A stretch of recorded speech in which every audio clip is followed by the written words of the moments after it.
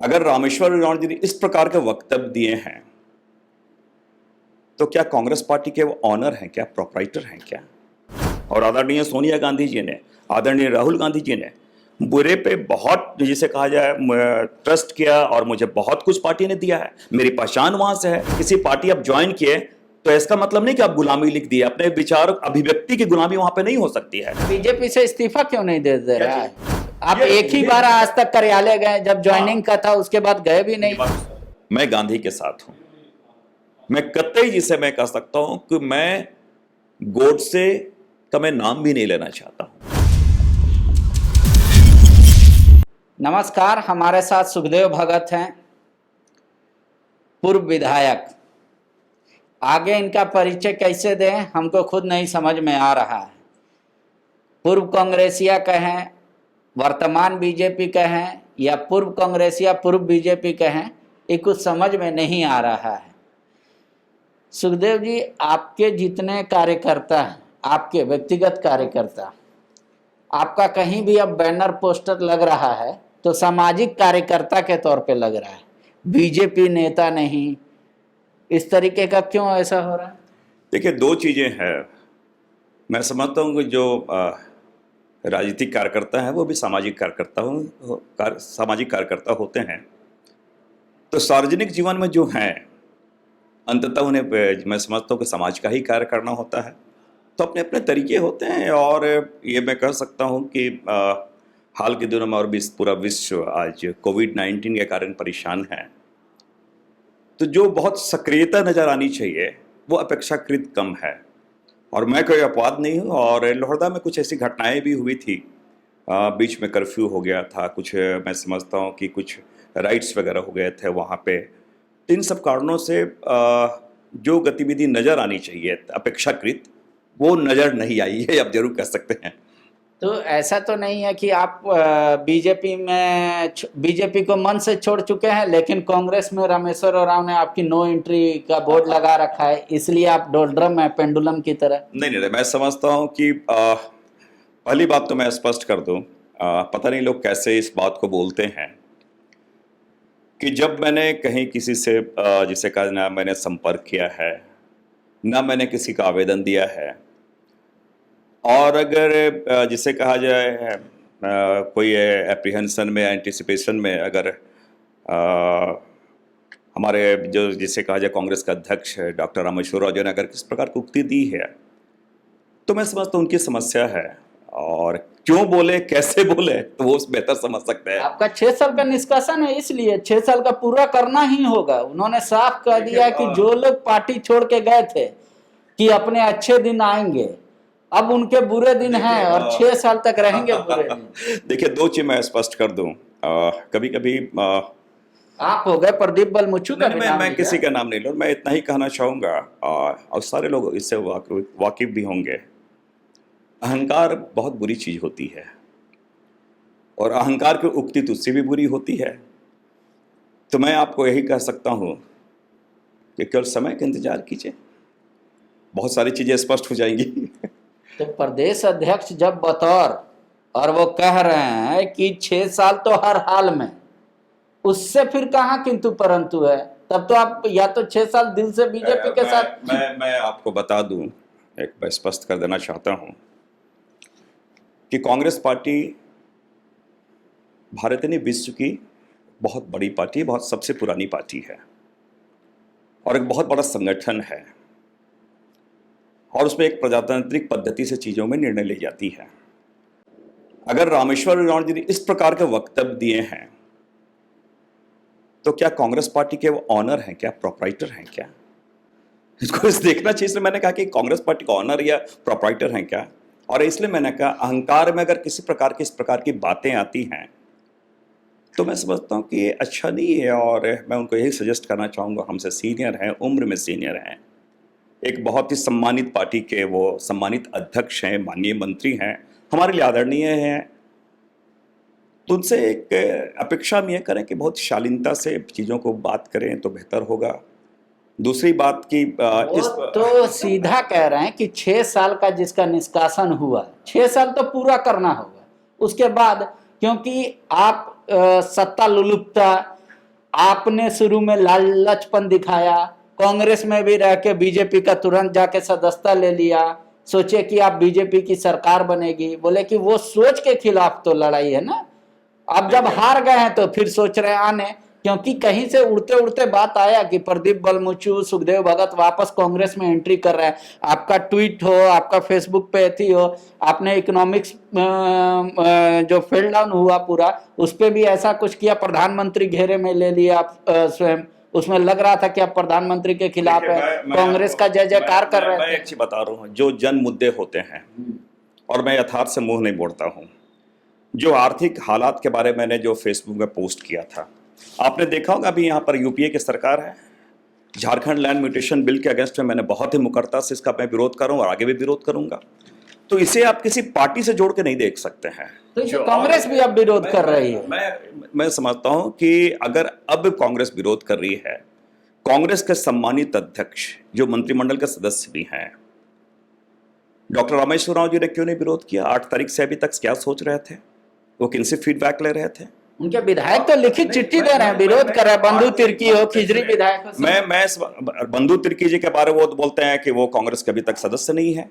ये रामेश्वर जी का बयान है, मेरे पास भी है, टाइम्स ऑफ इंडिया को उठा के देख लें। मैं इसलिए मैं कहा हूं कि 2 चीजें हैं जिन मुद्दों को, ये मैं इसलिए कह रहा हूं कि एक 2-3 वक्तव्य मेरे पास, उन्होंने कहा कि मैंने बिल को पढ़ा नहीं है। तो जो आदमी यूपीएससी कंपीट करके, क्वालिफाई करके एक आला अफसर रहे हो, राज्य के काफी बड़े अफसर रहे हो, और वो कह के मैंने बिल को नहीं पढ़ा, तो वो राज्य के प्रति, आम जनों के प्रति, यहाँ के आदिवासियों, यहाँ के मूलवासी, यहाँ के झारखंड के वासियों के प्रति वो कितने कमिटेड हैं, कितने प्रतिबद्ध हैं, या कितने संवेदनशील हैं। मैं समझता हूं उनकी उदासीनता, उनकी उपेक्षा, और ये कहीं न कहीं अगर उनका जो एक्ट है ये शो करता है कि ये सारी चीजें, जैसे कहा जाए ना कि जो पूरे लाइफ जो सर्विस में थे और पॉलिटिकल एसाइलम के रूप में इस चीजों को ले रहे हैं, तो ये तो कृत्य उनको बतला रहा है। आप भी सीईओ रहे हैं, इसमें सबसे बड़ा मुद्दा यही उठ रहा है कि सीईओ लोग का, हालांकि सरकार इस बिल को लेकर आज सदन में नहीं आई है, पर यही कहा जा रहा था कि सीईओ ने जो पहला काम किया है, चाहे अभी किया है, एज ए लैंड रेवेन्यू, वो किसी से व्यक्तिगत दुश्मनी तो रहता नहीं है, लिहाजा इसलिए उन पे कोई मामला नहीं बनता, आम आदमी केस नहीं कर सकता। उसमें है कि सरकार की इच्छा होगी तो सरकार अपना जो कार्रवाई होता है, विभागीय कार्रवाई, वो सब करेगी, इस तरीके का। तो बतौर सीईओ आप इस बिल का समर्थन करते हैं? पूर्व मैं आपको स्पष्ट कर दूं कि बहुत कोई किसी चीजों को ब्लैक एंड व्हाइट में आप नहीं देख सकते हैं, और कोई बिल लाया जा रहा है। पहली बात, जमीन का जो मसला है, विशेषकर यहाँ पे झारखंड में, और यहाँ पे 5th शेड्यूल है, तो बहुत ही संवेदनशील और गंभीर मसला है। और जो भी ब्यूरोक्रेट्स हमारे हैं, उनको एक बहुत स्पष्ट, मैं समझता हूँ, वो एग्जाम क्वालिफाई करके आते हैं, तो जो प्रोविजंस हैं और जो कॉन्स्टिट्यूशन में सारी चीज़ें दी हैं कि जुडिशरी एक अलग सेक्शन है, एक्सिक्यूटिव एक अलग सेक्शन है, और लेजिस्लेटिव का एक अलग सेक्शन है, सबके कार्य अलग अलग तरीके से बटे हुए हैं, और चेक एंड बैलेंस से सारी चीज़ें चलती हैं। तो और सिविल सर्वेंट वो कहलाते हैं जिसके बारे आप बात कर रहे हैं। मैं रेवेन्यू ऑफिसर मैं भी था, वो सिविल सर्वेंट हैं। तो सिविल सर्वेंट जुडिशरी की तरह एक्ट वगैरह सोचेंगे कि उनकी तरह जो उनको जो पावर दिया गया उस टाइप से हमें पावर मिले, तो आप जुडिशरी में चले जाते हैं ना। एक दूसरी बात कि जो सारे पावर जो बार बार ये कह रहे हैं, अगर इसको मैं एक चीज दिखला रहा हूं इनको, जो यह है Bihar tenants holding maintenance of records act 1973 प्रभावी है, 1973 प्रभावी है। इसमें सारे प्रोविजंस दिए हैं, आप इसे इफेक्टिव तरीके से लागू नहीं कर पाएंगे, और आप सोचेंगे कि भाई कोई ड्राइवर एक्सीडेंट कर गया तो सोचा लाइसेंस देना ही बंद कर दो लोगों को भैया। तो कोई इस प्रकार के निर्णय नहीं। इसलिए मैंने कहा कि चीज़ों को बहुत गंभीरता से देखने की बातें हैं। और मैं आपको बता दूं कि आप देख लें, मैं नहीं कह रहा हूं, दिल्ली के पार्लियामेंट में होम मिनिस्ट्री का जो रिकॉर्ड है, सबसे ज़्यादा आदिवासियों भूमि का अगर जो लैंड एलिनेशन हुआ, भूमि का हस्तांतरण हुआ अवैध तरीके से, वो रांची के इर्द 12,000 एकड़ है। और आज भी 4,000 से ज़्यादा आपका यहाँ पे SAR का जो केस लंबित है, रांची में लंबित है। तो इसलिए सरकार को इन चीज़ों को देखना चाहिए कि जो अन्याय किए हुए हैं उनको प्रोटेक्शन देने की बात कर रहे हैं, और जिनके साथ अन्याय हुआ है उनको संरक्षण आप नहीं दे रहे हैं। तो ये बड़ा इसीलिए। और एक बात और मैं कहना चाहूंगा, ये झारखंड है, मैं फिर कह रहा हूं कि झारखंड डेमोक्रेसी से चलेगी, झारखंड ब्यूरोक्रेसी से नहीं चलेगी, ये बहुत क्लियर है। सरकार तो अब इस बिल को सदन में नहीं रखी, तो भी आप क्यों जिम्मेदार मानते हैं? नहीं, सबसे बड़ी बात है, मंत्री परिषद में पास तो हो गया ना। जब मंत्री परिषद में पास हुआ तो एक प्रक्रिया तो आ गई ना, और इंटेंशन का नियत क्या है तो पता चल गया ना। देखिए, एक सबसे बड़ी बात है कि झारखंड में एक प्रोविजन है, एक संवैधानिक प्रोविजन है, ट्राइबल एडवाइजरी काउंसिल टीएससी की बात है, अभी तो गठन हुआ नहीं है।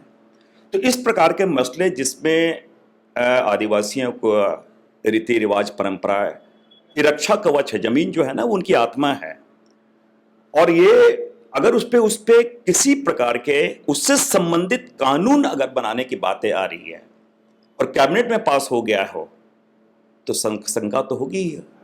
और इसलिए मैंने कहा कि, और मैं आपके माध्यम से कह रहा हूं, हर स्तर पे इसका विरोध होगा, हर स्तर पे विरोध होगा, क्योंकि वो सारी चीजें, क्योंकि मैंने कहा कि लगातार जिस प्रकार यहां पे चीजें आ रही है, और सबसे दुखद स्थिति है, मैं कह रहा हूं कि हमारे राज्य के जो सबसे सम्मानित हमारे गुरु जो हैं आदरणीय शिबू सोरेन जी, उन्होंने खुद जमीन की उन्होंने लड़ाई लड़ी है, इसलिए वो गुरु जी कहलाते हैं, जिस प्रकार उन्होंने जमीन का आंदोलन किया है।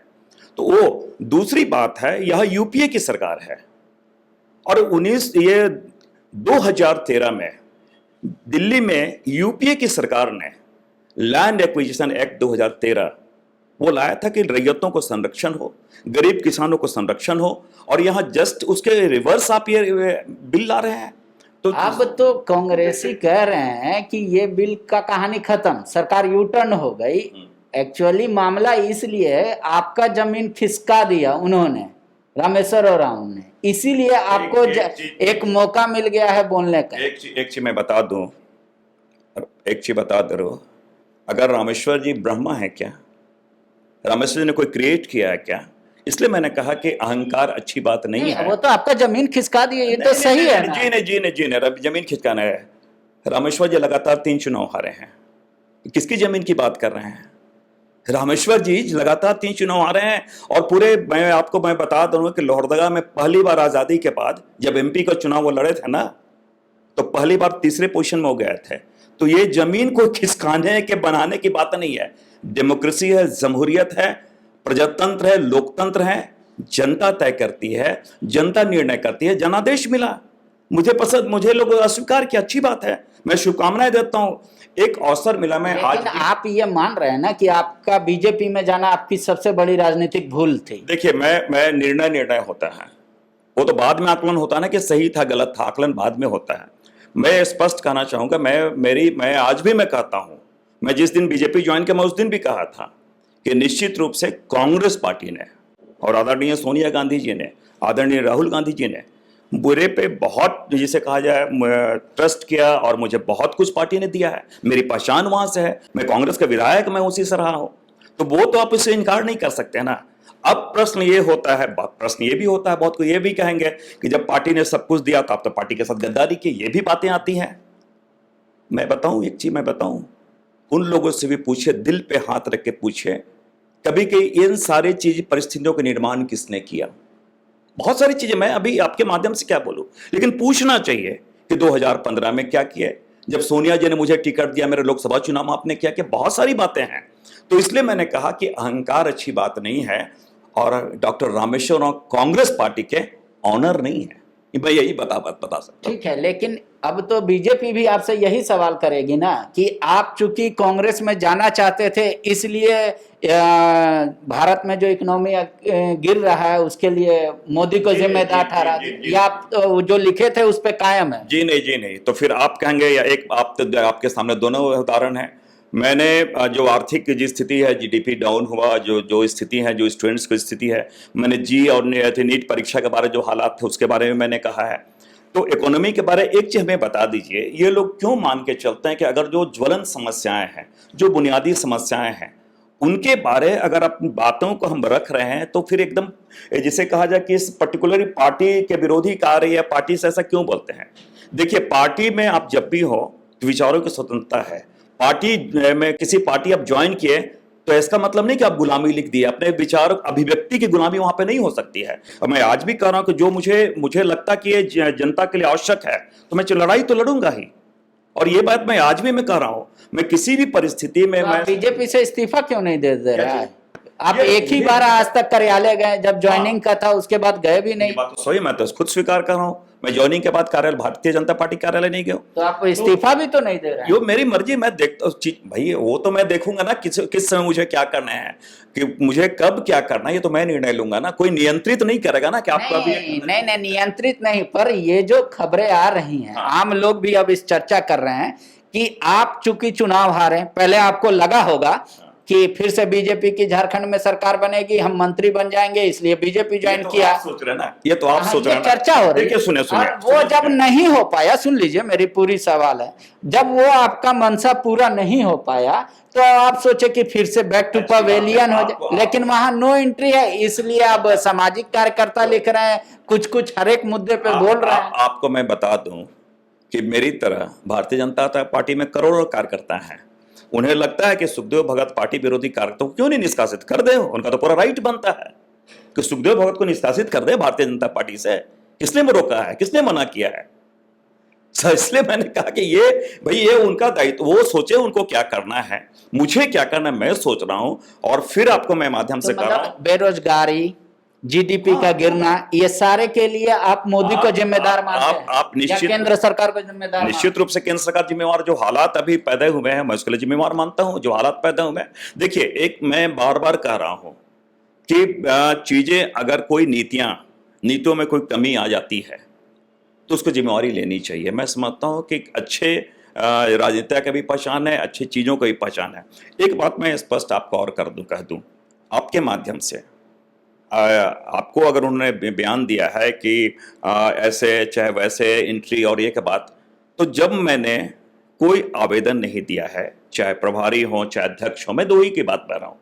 जब मैंने ना प्रभारी को मैंने आवेदन दिया है, ना डॉक्टर रामेश्वर राव का आवेदन दिया, ना मैंने किसी उनसे संपर्क किया है, ना मैंने कोई रिक्वेस्ट किया है, तो इतनी घबराहट क्यों है, इतनी उकताहट क्यों है? आप कहीं देख लीजिए, देखिए, इतना तो समझा जा सकता है कि डायरेक्ट आवेदन आप नहीं देंगे, पहले फोन फान होगा, कुछ नहीं, मैं कोई फोन से भी बात नहीं।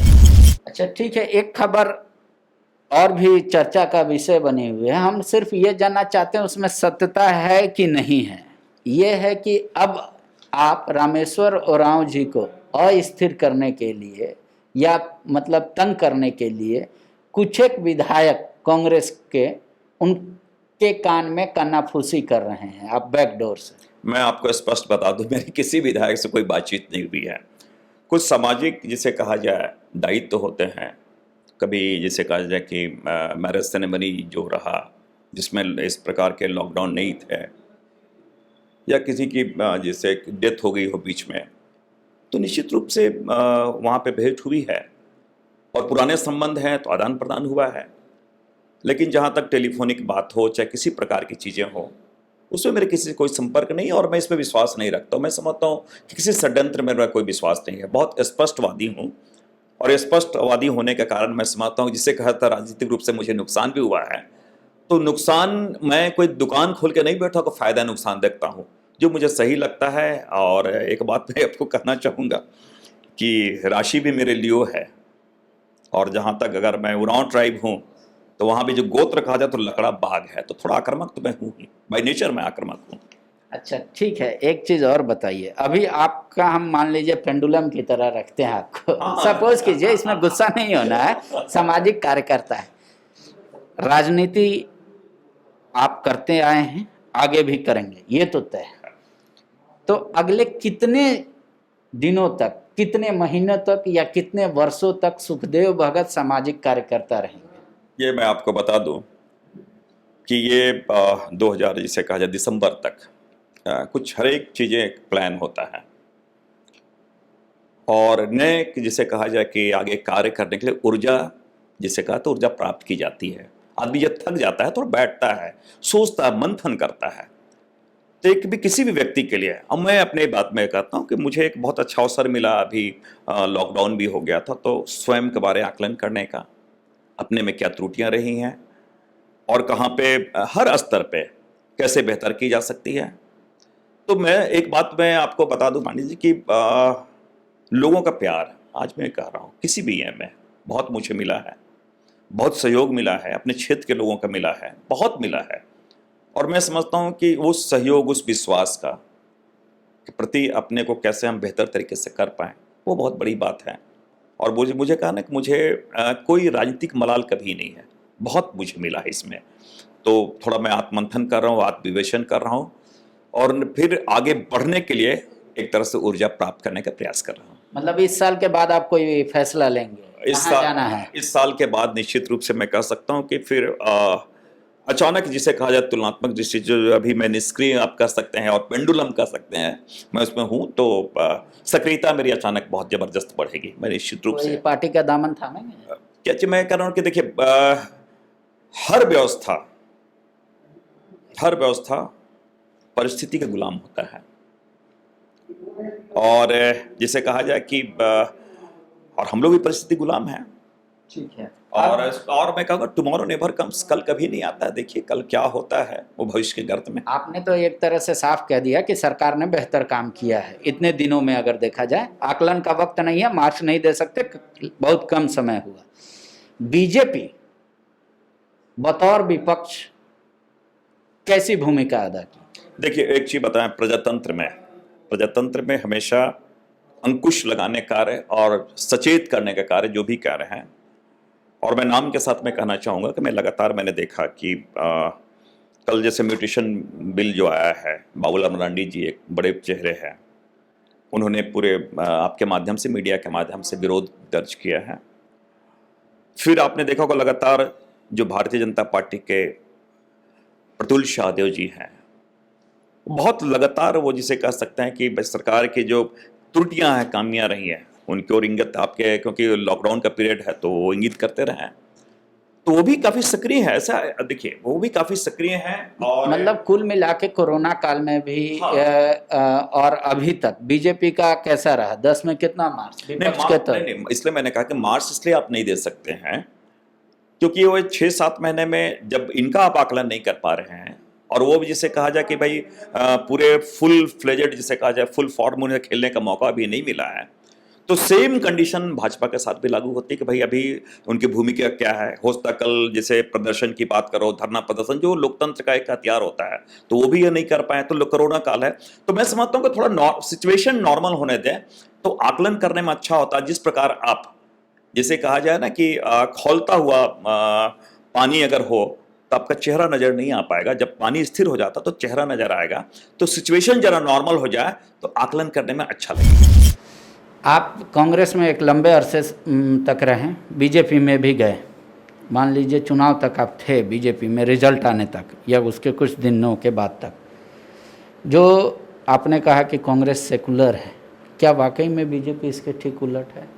देखिए 2-3 चीज़ें मैं आज भी मैं कह रहा हूँ कि दोनों की विचारधारा में काफ़ी डिफरेंसेस है।